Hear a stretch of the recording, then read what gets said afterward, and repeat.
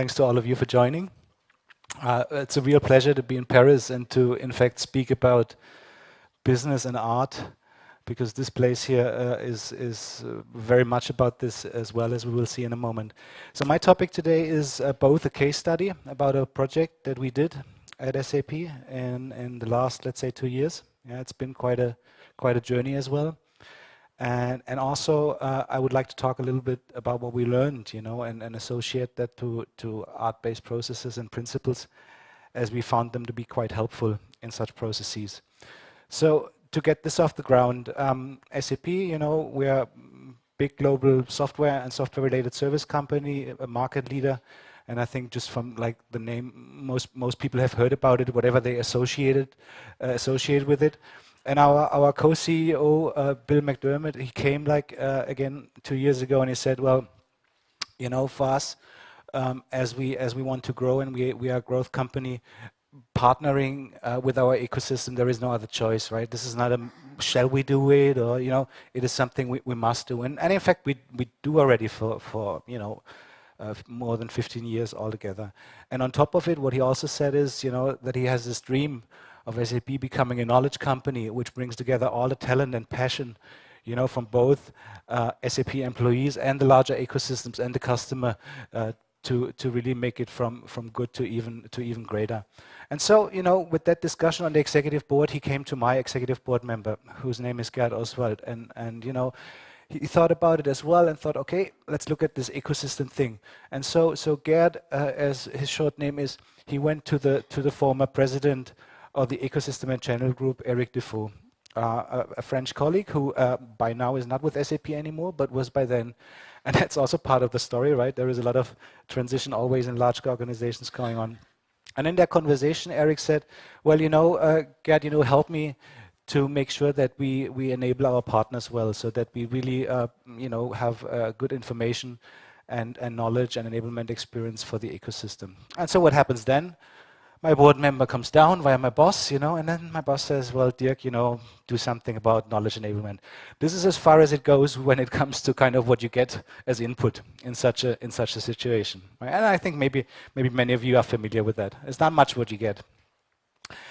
Now, you then start to sort of, you know, analyze the problem, and of course you talk to a couple of colleagues that you know, and really what we found out is, if we start here from the bottom of the slide, when we started with the ecosystem, there was only VARs, value-added resellers. So that was people that helped us to sell our software. And at the time when it started, it was only one product. And now, you know, 15 years later, there is many more partner types, and we don't have to go through the details, just to understand many more partner types. And really, our portfolio has increased tremendously. I mean, we're a company that comes almost from a tradition of having one product, which is, you know, ERP. This is what the company is well known for, enterprise resource planning. But then we really developed into analytics, into database. Now cloud is really big, and mobile, of course, and many more. The company is just like so huge, you know, the complexity of the product portfolio, and then associated the needs of an ecosystem, which is not just people that help us selling. We're looking for partners that help us develop great products. We're looking for partners that help us implement, and all of those things. Now, the partner portal, however, that was on a technology that was seriously 20 years old, and it has not much developed since. I mean, the team, the people, they've worked so hard to make it look nice, but behind the curtain, it was just like, you know, it was what it was. You know, it just better not look behind the curtain. So what we had is, it was no personalization. There was no content management. People did manual HTML, you know, programming, complex user management, and so on and so forth. So that was the challenges. And I think, you know, that's how very often projects in large organizations start. You know, and so. What happens next? And also, again, you know, large organization, you say, okay, let's try to map this to the corporate strategy. What's our strategy? And then you come up with clear objectives and with a mission. And that's what you see on the slide. So yes, we said, okay, I mean, our goals are, we want to have that amount of revenue with our ecosystem. We want to do this with our product portfolio. And we want to really have not just 50,000 people trained, but 400,000 people should be trained on using and selling and consulting on SAP software. So this is really huge objective. So I mean, wherever you come from, whomever you serve, right? Every organization has its objectives. For us, this is really major things to do that we want to accomplish by 2015. And so associated with this, you know, some people from various departments sat together and say, okay, what could we do? You know, what is it really that now, when the board says improve knowledge transfer to partners, what is it that we should be doing? And then we came up with those objectives. And again, I let them read for yourself. It is really more important to look further. Now, what would have happened in the past of such a project? And I know exactly how it was. Actually, I've been there. Is you start with a very, very long list of requirements. All right. Then you have, in a tech company, you have endless discussions about technology. Actually, that's great fun in a tech company. You just talk forever, you know, I mean, is it this or that, you know, this solution. You might have not even discussed what is really needed, but it's good to start talking about technology. That's great fun. Now, then comes and then since you don't know exactly what you actually want to do, you ask somebody to help you with it, and there comes a huge cost estimate and a 5-year plan. Yeah, because since you don't know, you better, you know, but there needs to be a plan in place, and you need to have a cost estimate, because otherwise you cannot ask for budget. Yeah, there's budgetary processes and so on. And at the same time, you notice, well, okay, this takes 5 years. You are very busy in getting just something done, because your board, of course, asks you to get something done by next quarter. So 5-year plan, next quarter, okay, no, let's do something. Let's do something. And what that really leads to is at the end, you come with a huge, you know, estimate, which is a denial of funding from your executives, because you can say, hey, you know what, I need, you know, 7.5 million. And I say, well, you ain't getting 7.5 million. No way, no way. And overall, it's then a perception of a failure. And the team is very much frustrated. That's what can happen. And look, I mean, I note here it's somewhat exaggerated, you know, but I see some of you smiling, which means, you know, some of the things resonate maybe here or there quite well. Now, let's look at really what really happened instead. Now, we did a very long list of requirements. I can show you. It's, you know, huge slide deck and a set of technical requirements. We had huge debate over technology, even to the point where it became quite political as well.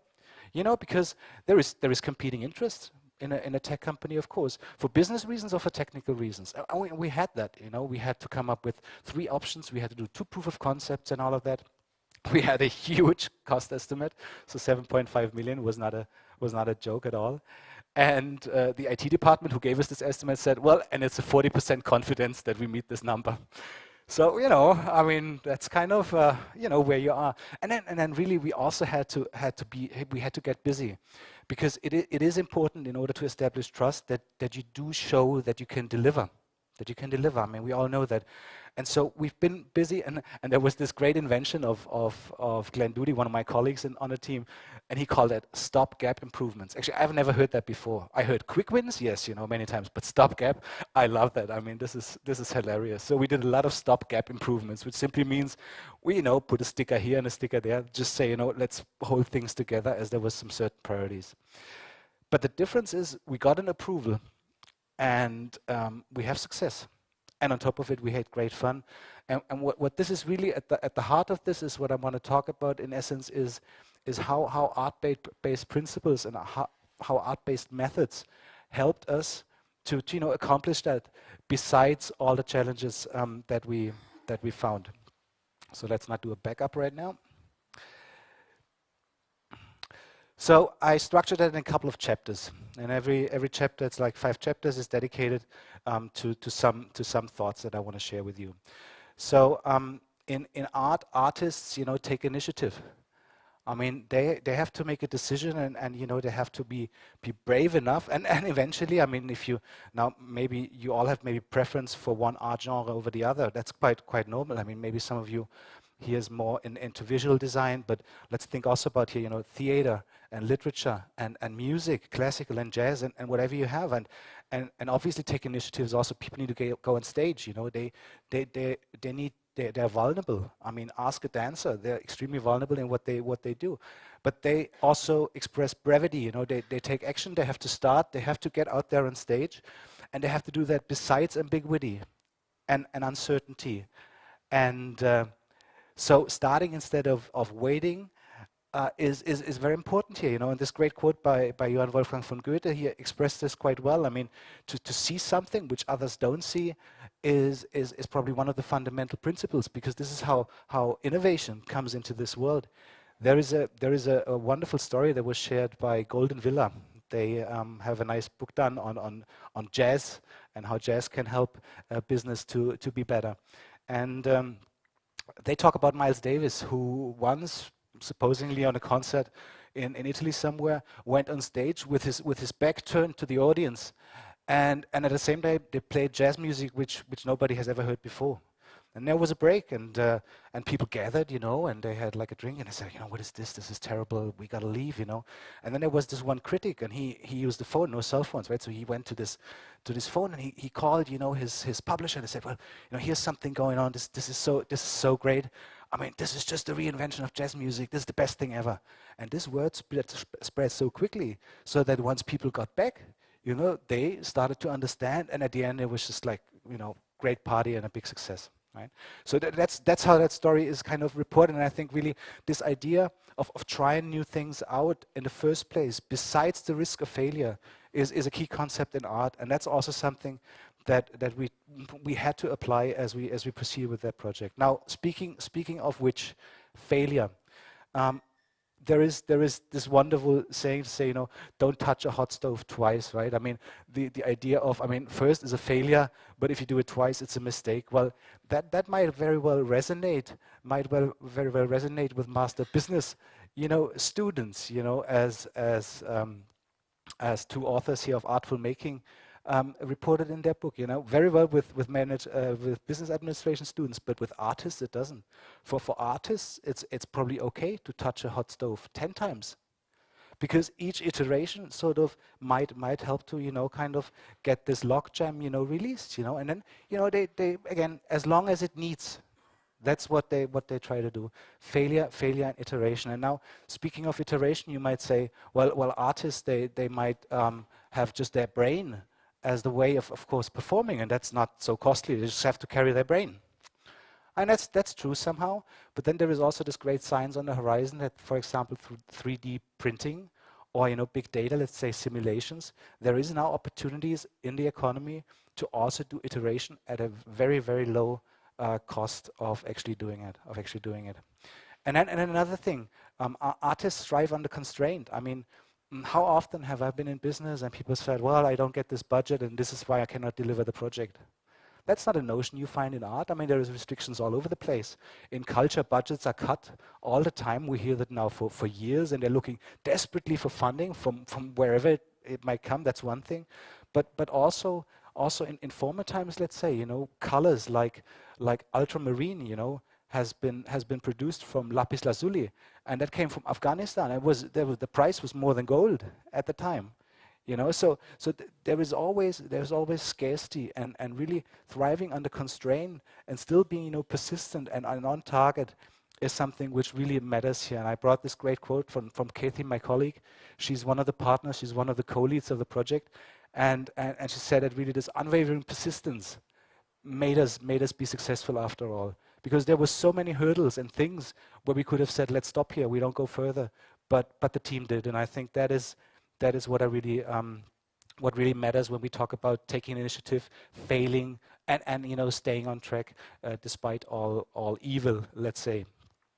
So really our project has not been the first attempt to try this. I mean, myself, I'm in the company for 10 years, and it's been my third time. And it was Kathy's third time. And there were other people, you know, on the team. Probably I would say 50% of the leading people were all with this thing for the third time. Now, usually you could say, okay, the failure, you don't put the same people on the subject. Well, first of all, the subject chose us. We chose the subject, right? It was kind of a marriage, you know. We all agreed to it. And then really we knew it was time. We knew it was time. It was just so important to get started. And what is even more important is we knew how to not start it again. Yeah, we knew how the processes work. How do you get to budget? How you get to the politics? How you do the tactics? What is really kind of, what did we do wrong last time so that we weren't successful in, for example, releasing budget and everything and so forth. So my message here is, it really doesn't matter if we fail in the first place. If you have a mission and if you believe in it, then you just continue. And that's what we really did. As I said, striving under constraints. So there was a slide, I didn't bring this, but it really said on the title, it said, if we won the budget lottery. And then it had all the things we would do if we won the budget lottery. That's the 7.5 million, even a little bit more. Now, of course, the budget estimate was high and was not approved. And then we went in there with a second proposal. And it said, okay, let's take half of the stuff roughly. And still no approval for the budget. And on top, they said, we don't have the capacity, the skills that you need for that piece here, the IT department said. And I went in there for the third time, and we said, okay, let's go for this, right? And this is when we really got, the chaka, and we got an approval. We got the funding secured, and I tell you, 2 weeks later, there was a total budget cut across the entire company, and every project was stopped, put to a halt. So what do you do then? Again, good option to just give up and to say, it's not my fault. Couldn't do anything. What we did instead is we remembered that there was a former COO who was not in his role anymore, and who liked the subject, and we contacted him and said, I went to him and said, look, I know you're not responsible for the budget anymore, but I know you also like the subject. Would you mind helping us? And he said, yes, I do help you. I do help you, Mark White said. And he went on to our head of sales, and he gave us the money from another pot. So it's also about, this creativity in going, where can I go? What options do I have? Here is the constraint, but do I really have to give up? I do not neglect the fact that there is, times when you cannot succeed anymore. I also understand that there is luck involved in what I'm telling you here. Luck is an important feature, I think, of a successful project, by all means. But overall, the idea to just keep on trying is a fundamental principle here, and also the idea of improvisation. The next chapter, and I carefully selected this already at this stage, collaboration. Now, I'm not sure if you would start, thinking about art first as collaboration, but all the research I did, with some fellow friends that also love that subject, is it's really key, And of course, you say in a theater company, sure, they must collaborate. In a symphony orchestra, yes, sure, they collaborate. In a jazz combo, in a band, yeah, collaboration. But visual arts, actually a painter? Well, let me tell you, just in this very city, Picasso and Braque, they met on Montmartre in a restaurant almost daily and invented jointly Cubism. And they confirmed that it wouldn't have been possible without the other. The other idea of this here, here is a painting from Auguste Macke, but the idea is Ballet Russe, which was also here in Paris. Not that you think it was in Russia, but it was one of the leading, dance companies in the 20s of the last century. And still until today, it's a very relevant, group, considering dance. And even it also involved in other artists. So this was cross-disciplinary work. They've collaborated across all those areas. Then from Germany, the great example, Goethe and Schiller, a big friendship and a collaboration. They sat together for days and days and worked on things. And the interesting thing to notice is also Schiller said about Goethe, you look for the details in things, right, in order to get the great idea. I look at the great idea to understand the details. And this, idea of Goethe being the nature and Schiller the aesthetics is what made them work together so well. Yeah, and then Frida Kahlo, Diego Rivera, an example where a couple, came through a great collaboration, and therefore, then created great art as they both reported. Now, collaboration, we heard from Diane today, is key, in a digitalized economy. But what does that really mean? Being social, using technology, that's one thing, but what is really collaboration about? Rob Austin and Lee Devin, in their great book on artful making, they refer to 3 qualities in collaboration. One is the conversation in language and behavior, and also to treat contributions of other parties as material to make with, not to oppose, but to actually make with. Then the idea of the ensemble, so where you relinquish sovereignty over your own piece of performance, yeah, and then it makes a greater sum of all its part. And then the actual play where you're on stage, which is kind of, okay, now here's the result, you bring it to market, here's your product, here's what you do, and you got to deliver the same quality over and over again. Also, Michael Gold and David Villa, in the book that I quoted on jazz and the learning organization, they refer to jazz music as this idea of a first instance of a cultural globalization a century before the digital revolution. Now, when you look at how this really works, how people get together, then science shows us that it has to do with resilience. Yeah? And resilience is a term that means ego strength. You know, people with a good ego strength are considered resilient, and that are the people that are also, you know, more likely to see critic or feedback not as directed towards them, but rather as being about the subject. So that is a skill set. I mean, how often have we been in situations where we didn't mean to hurt anyone, but the other person was actually hurt? You know, in a collaboration, as the quote here says, too much agreement kills the chat. It's good if there is dynamics, and if you find a way to actually challenge each other on the topics that you work on, because then magic happens and a new quality of innovation can occur. But for this, really in collaboration, we notice there is much more to look at, and what we as future, you know, of knowledge workers and the future generations have to learn about in order to be successful, as you know, technology grows ubiquitous, and really most of the things are then about, again, getting together and collaborating with each other. So collaboration, therefore, has been important in our project as well. We had to bring together various lines of business. We had operations and marketing and a channel and sales and global IT. And I mean, I tell you, you know, to have global IT talk to sales, that's, you know, Mars and Neptune, right? I mean, that is kind of, this is, you know, I mean, in big organizations, there is obviously silos that emerge and different languages and subcultures that are created. And all of that you have to bring together. And so we had a secret plan. And that's why the tag here says not to be shared with workshop attendees. And in fact, we did a design thinking workshop, but our sole objective was actually not the innovation, because we didn't believe that we would, for this big topic, create innovation just in 3 days design thinking workshop without listening to the actual partners. But we knew that the design thinking could help us to create the collaboration spirit that was required to get this off the ground, right? We had this idea of there was something and all this great requirements list, but we knew there is something broken, there's something wrong. If we continue on this path, we won't succeed with this project. And so it was really about getting the new ideas, getting the knowledge out of everyone, but more to create a spirit. I mean, we had people there from all over the world. First of all, cultural differences, you know, different generations, different lines of business, different tenure with the company, you know, and many of them, they really didn't like the idea at all, staying with us 3 days in a workshop with a sort of not so clear outcome. So we had, of course, an official agenda that says we're going to create a vision, and, you know, but still they were quite uneasy. The first day, I can tell you, I remember very well, my colleague Vincent, Maddie, who was moderating, he was there, and, you know, and I said, oh, you know, I'm not sure if this is going well. I'm not sure if this is going well. The second day, people have been so excited and convinced they really were on the hook. And from that day on, we had really, really strong collaboration that helped us to also survive through the hardship and the long tenure of the project, you know, overall.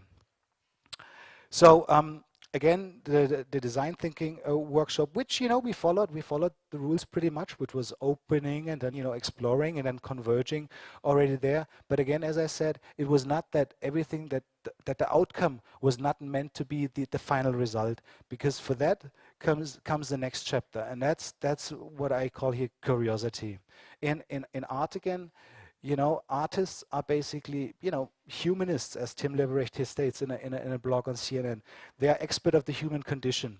They just take everything in. They observe. You know, they are generally aware. It's this deep, broad, you know, not just reading habits, but just deep, broad interest in human beings and in subjects that matter to the society and the world. This is what drives them, right? And also this idea of reflection and being just ready to accept things that come from everywhere. I mean, we all know probably how sometimes we are so focused that we don't see left and right, and then the next day we are just kind of maybe a little bit more free, and then good things come. And this is what Philip Rickson, in a great contribution also on theater and business, called serendipity, which is really the idea that good things come to you if you're ready for them. But that also requires that you take your time to swerve, to just kind of look around, you know, and not to be like, here's a meeting, and then we go by the minute, and I don't have any time because I'm like 12 hours in a straight row in meetings. So our curiosity approach was a proof of concept, a clickable prototype, and we did then user research. This is really where the quality came in. This is really where the quality came in. 40 partners with over 100 hours of interviews, and Vince here, who you see, who was leading that effort, and also brought great customer feedback back, because when we then showed the ultimate result, we see it here from the quote that was just from this past January. A partner really commented, "Look, I wasn't sure where you were going with this. You know, I'm more used that I give you feedback, but you know there is nothing coming back. But this time you really came through. You really understood me. You know." And I think this idea of curiosity and really being seriously interested in what our partners, in that case the customer of what we're trying to accomplish, has to say and thinks is important, was of course crucially important. An example of this is, at SAP, we structure our ecosystems in what is called here partner types. So you see all those cryptic names, right? This is also how we are somehow structured in that area of the business. This is this partner type, and this is this partner type. And we thought, oh, this is not good. I mean, this is org structure, right? I mean, some thought it's great, you know, to think that way. We thought, oh, no, not really. Let's think about roles. And we came in with the roles. Now, the research, of course, proved that it's not even the roles, because the individuals we talked to, they associate themselves maybe with many roles and different roles over time. So what mattered most is the actual task that people have to perform and the idea of the segment of one. Certainly not a new notion in marketing and advertisement, but again, for us in such a subject, it was certainly a learning experience. And remember, a learning experience where we have to take the entire organization with us. It's not just that the designers have to understand that, they got it from the beginning, you know, but everyone has to be behind us when you approach, of course, such a large-scale transformation. Another thing we came up with is what we call the experience map. So this is really a view into the holistic experience and all the tasks that our partners would like to and should engage with us on. So an experience map as an outcome of being curious as part of this initiative. And next, and I think you already sensed that, we are already well into the creation space. Yeah, we're already well into, you know, creating things. I mean, a clickable prototype, an experience map. There is a lot of creation involved. But pausing here for a second as well, Richard Sennett, he talks about this idea of the hand and the head, where a physical skill, you know, Picasso puts existing paint on existing canvas with existing skills, right? With the idea of the metaphysical, which is the idea space, right? And that artists think by making. That is a very fundamental difference. And let me be, this is so important, because I think this is sometimes so neglected. When you look at traditional approaches in the business, then you very often say, I have a vision, here's my strategy. Then you define what you want to do. I want to create a new partner portal. And then you design how you do it. Here's my project plan, I'm going to take step A, B, C. In art, it's not like that. You do have a vision and a strategy. You know, there is a context that you set for yourself, an aspiration. But then comes the how. You just do. And at the end is the what. This is how a new theater piece comes on stage, how a new song is created, how a painting actually evolves, even in one of the examples that I gave you previously. Also for artists, what is so important, and I mean, usually the first idea that comes up is abstract art, this idea to drive simplicity, to see the bigger picture, but to take the essence and really take that and, you know, make it so crisp to understand, right? So abstract art, but also poetry is pretty much the same. And this great quote here from Sidney Harman, who told his senior staff to get him poets as managers, right? Because this is the original systems thinker. While I speak here, there is this probably great masterclass up there with systems thinking and design thinking. And I mean, here's the proof that even senior managers already long ago realized the fact that if you have that skill, that talent, then you can be of huge benefit to your organization. This ability to see the bigger picture. Also, this idea of challenging, of managing, you know, contrast. There is a left and a right, and then there is a gray. You know, how do things fit together is very important in art. Experimenting and iterating. I already said that.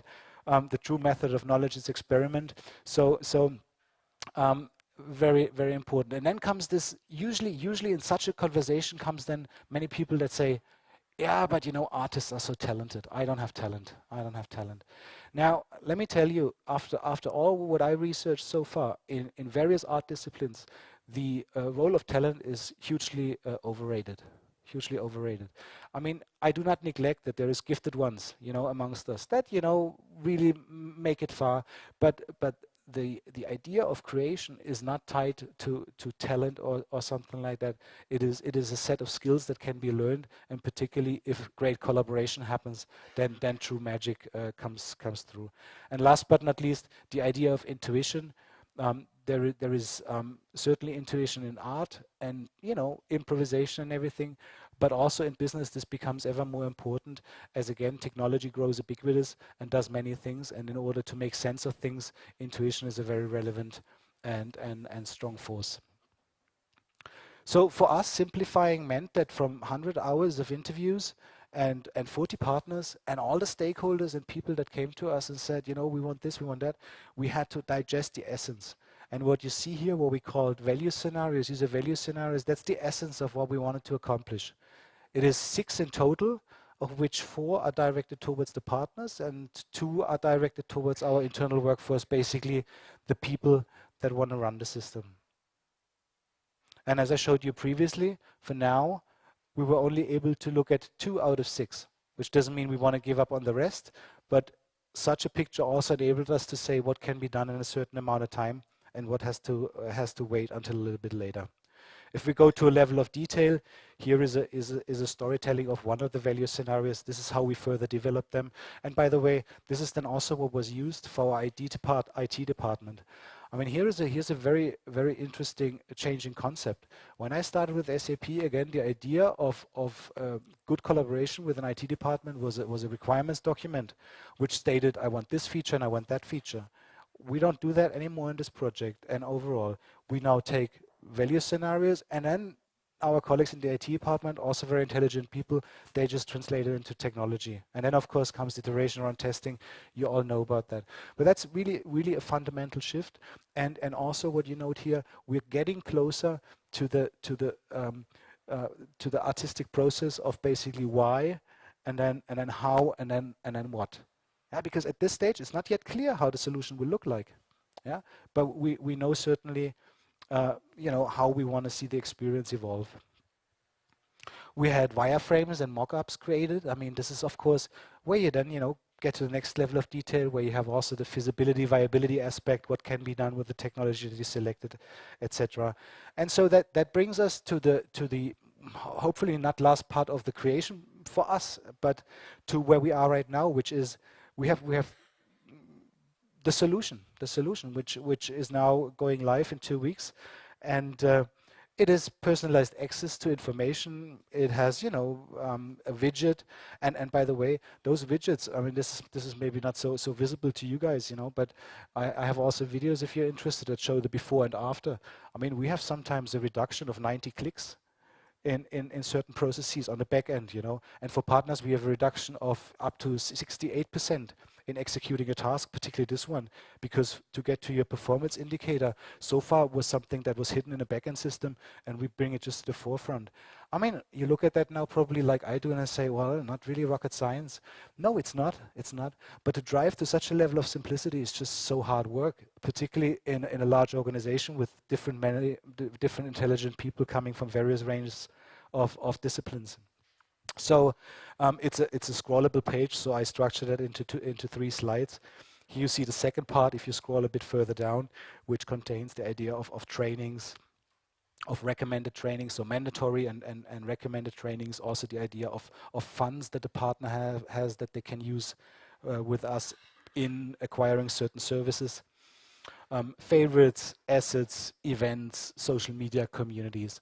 So it's a combined experience of information, learning, and collaboration, of a social experience and of course a transactional experience between the ecosystem, the individual in a company within our ecosystem, and us as a company. Now, as I said, we are short before the curtain opens, and Is it perfect? No, no. I mean, as also Rob Austin and Lee Devin said in their book, it's just good enough. You know, we have to make it good enough before the deadline, and obviously our deadline, by the way, was January. So I must admit, and that is where also, you know, technical issues emerge. We realize something is not working as intended, and yes, you go 3 months later. So while I'm standing here, the story is not over. It continues, you know, and now everyone is so focused and just wanting this to finally go live and again see it come to fruition. So communication, next key principles. I mean, no matter which piece of art, one day you have to get it out there. You know, the curtain opens, and whether it's an exhibition or you play on stage, you got to get it out. For us, this includes, you know, a lot of communication vehicles, as you can see, targeted towards the internal audience, targeted at the external. Of course, there is a lot of reuse and there is a lot of networking and engagement between the fields, but we decided to make that to separate that again, depending on audiences. A couple of numbers associated to this. So there is, again, you know, many social media channels involved, etc. I think what really matters most for me to tell you here is all of this is, of course, things you do, right? I mean, you want to communicate the outcome so that the audience is aware of what's coming. But what matters most probably is the experience itself, because this is what communicates at the end of the day what we've been doing in the last couple of years. So here's a couple of examples of how this communication would look like. And so very briefly, let's talk about the impact. So far, again, from a monetary standpoint, we of course have a business case that we track. You know, while I'm standing here and talk to you about so much about art, you might think that I forget about the business side. You know, but me being you know, I've studied international economy, so I'm pretty well aware about the necessities. You know, when it comes to budget and of course also revenue. And I think for us, it was important to again look at the satisfaction, but also at the tangible impact. From a satisfaction standpoint, we did talk to the companies that you see here on the screen. It's interesting to note, I mean, many of those companies are competitors and partners at the same time. Also, that is probably an important thing to mention. And still we asked them about how we can do better, of course, in interacting with them as part of our partnership. And the feedback has been overwhelmingly positive. The before-after comparisons that we were able to do clearly show that we will meet our objectives. And on the internal side, it's even already clearer, because there, as we have already produced the content on the sites, as it needs to be ready in 2 weeks, we already know that besides the system reliability and performance, in all other aspects, we do quite nicely, as you can see from this here. Again, also quantitatively, we were able to increase by 90% the time, for example, to make a change on a landing page, or the time to create, let's say, 5 new pages. That was our test that we did here. Again, if somebody's interested to see that, the videos are embedded, we can look at them. Yeah. So let me wrap this up. Here, Eric Schmidt, a former, you know, CEO and now chairman of Google, states, "I believe that human values ultimately win over mechanistic values or technology for its own sake." And also Tim Leberecht, who was, you know, the CMO of Frog and now is at NBBJ, he also states that indeed art of business has become more important as the science grows ubiquitous, In times of big data and cloud and everything, we're talking, I mean, IBM and Watson, they talk about eliminating parts of the knowledge work that we are performing today. So there is a fundamental question around what comes next, what will be instead of that work, and how will future knowledge workers, you know, earn their living going forward. So there is great ideas, and of course also challenges associated with this. Very often people say, well, you know, but art-based processes, they are somewhat, you know, flaky, they're not reliable, you cannot use them.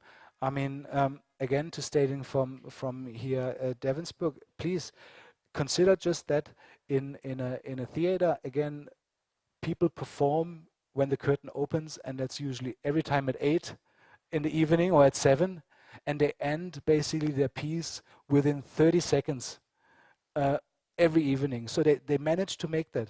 Yeah. So to say it's unreliable or so is not the case. And even if they train, you know, if they for the performance, it's also something where it's clear when the premiere will be. So not true. Then I quote from that very nice presentation this morning on the one night stand. I mean, art, and this is also really something that I wanna bring across here. The relationship between art and economy is also a difficult one at times, because often artists are also afraid that economy, that the business is, you know, occupying their art or abusing them even. You could read already for, you know, hundreds of years. This is a discussion since the Renaissance, I believe, or even earlier, that was going on. But it is not so that I would like to say, let's put some paintings on a wall. It's also not to get the artist in for a day and have a resident artist for a day or a week. It's also not that employees build a symphony orchestra or do a theater group. All those things are great, and they prepare probably for the next level. But the real level is that all knowledge workers, that all of us apply artistic principles, and that we train, for example, our clients and the stakeholders that we have on using them effectively in day-to-day work. Friedrich Schiller, that was already at the end of the 18th century. He developed the aesthetic theory, which is a great document I suggest to read. And he talks about the Spieltrieb, which is the idea of having fun, you know. And of course, this is at the heart of what we're trying to do as well, so that work is fun and we are engaged with what we do. I think also engagement is something that was mentioned earlier today. Simone is the other co-project lead, and for her, she states it was the best collaboration work experience she had so far in her business career, and it's to be continued on our portal for our partners, and also on the art and economy group that we built on LinkedIn. So again, I mean, collaboration, curiosity, creation, communication, together with this ambiguity, the autonomy and the responsibility that comes with it, is what might be good suggestions for future knowledge work and for business success, for partner experience at SAP, but maybe and hopefully also for your companies and for your clients. And with that, I thank you very much for listening and for staying through this. Have a great day. Looking forward to talking to you as well.